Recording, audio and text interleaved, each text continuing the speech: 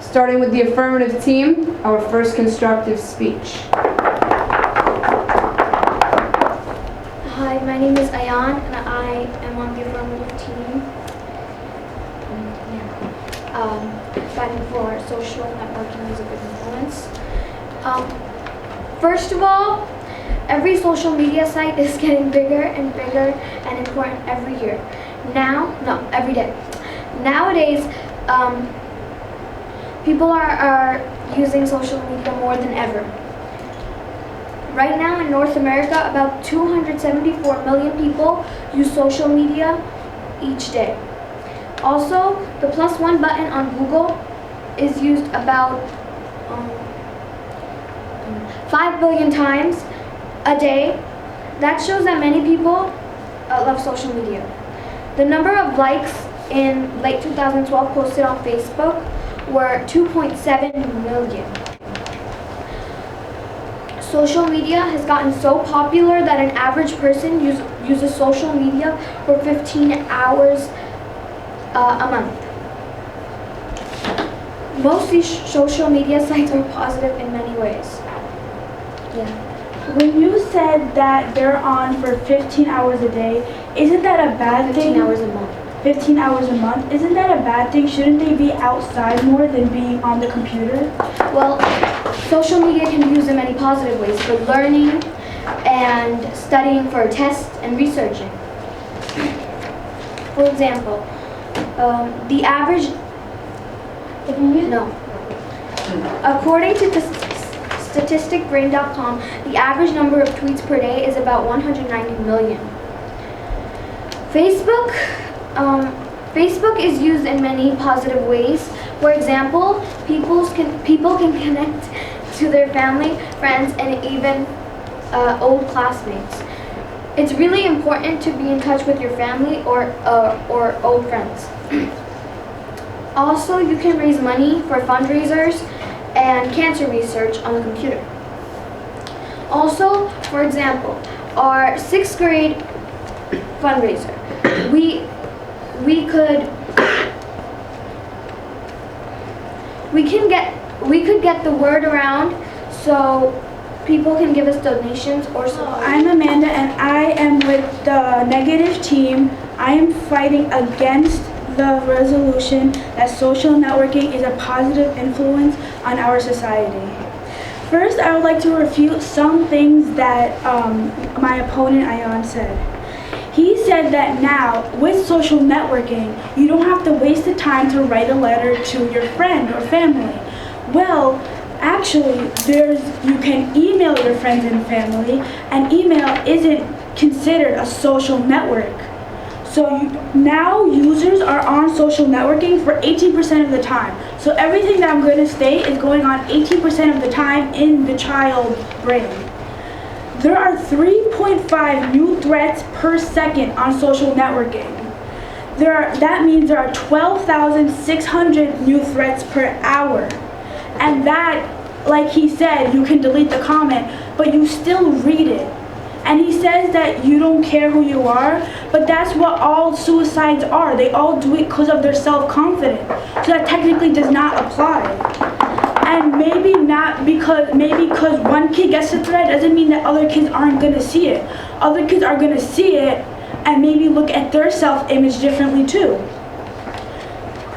49.1% of people have heard false news from social networking. And 50% of the world gets their news from social networking. So how does that correspond? They also give hackers an opportunity to misuse personal information. People put all their nice things on social networking profiles to make them get the most followers in their class. Yes? Actually, there are certain officials who watch hackers and get to report it and track them down. Yes, but by the time they track it down, don't you think that they would already misuse the information? And as of July 2012, Americans spent over 12.1 billion minutes on social media. That means that they caused the world to stay on social media and not go outside and spend their time outside doing sports. Did you ever think of obesity? Don't you think that this may be a point in obesity? That people aren't going outside and exercising because they're stuck on social media? The Texas Education Agency opened 156 cases about inappropriate relationships between educators and students. That means that students can go on Facebook, for example, type in their educator's name and find out all this information and give it out to all their class. That means their whole class is getting the information that this educator has and might not want other people to know. Job recruiters found 61% poor spelling grammar, 54% illegal drugs, 78% sexual content, 66% use of alcohol.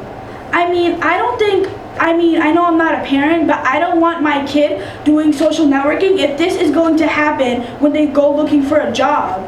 I want my kid to get a job, not to go back because they don't know how to use grammar, or they're drinking drugs. That's another thing. People post themselves drinking drugs.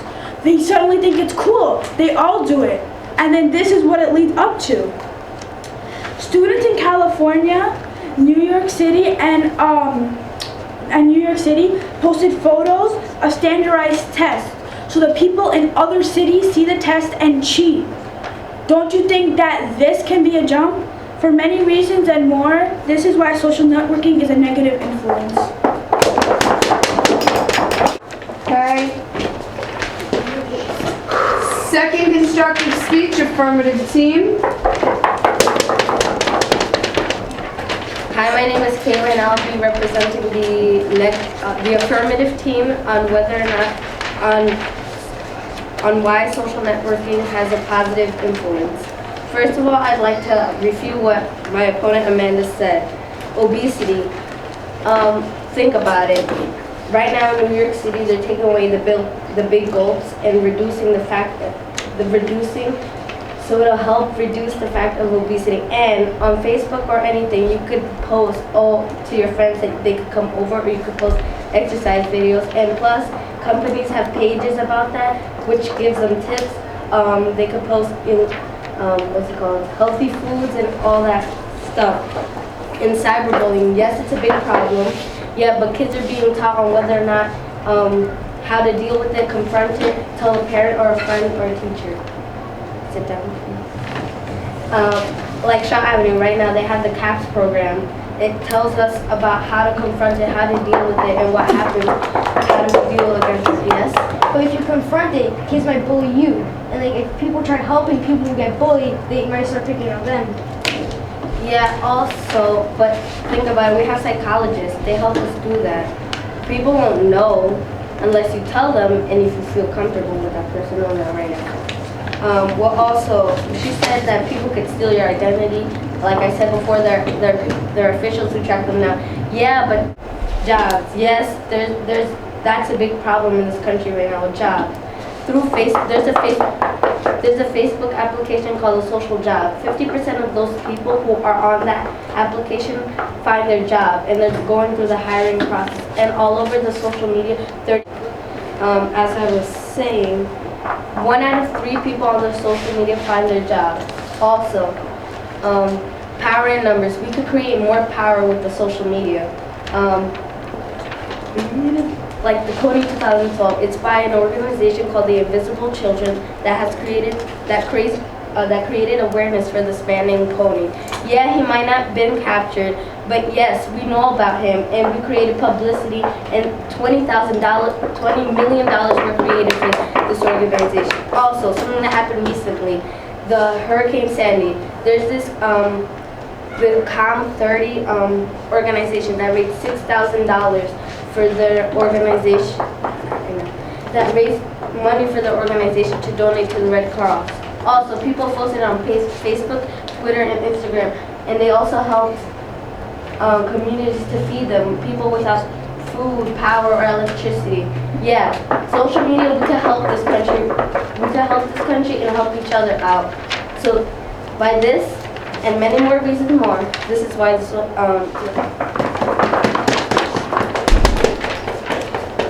Hi, my name is Ramer, and I'm fighting against the resolution that social networking is a positive influence on our society.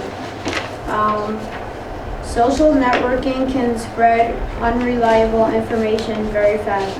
For example, in September 5th, 2012, there was rumors about a fire and shootouts in Mexico City, but really there was no fire or shootout, and 3,000 calls to the police happened when they could have been helping someone else or saving a life. And that also caused many schools to be closed for a day. Also, students who use social networking have a lot lower grades than the people who don't use it all the time, like them. Studies show that students who don't use it a lot have a 3.82 grade point average, and students who do use it have a 3.06 grade point average. Also, if someone can say that, yes. Yeah.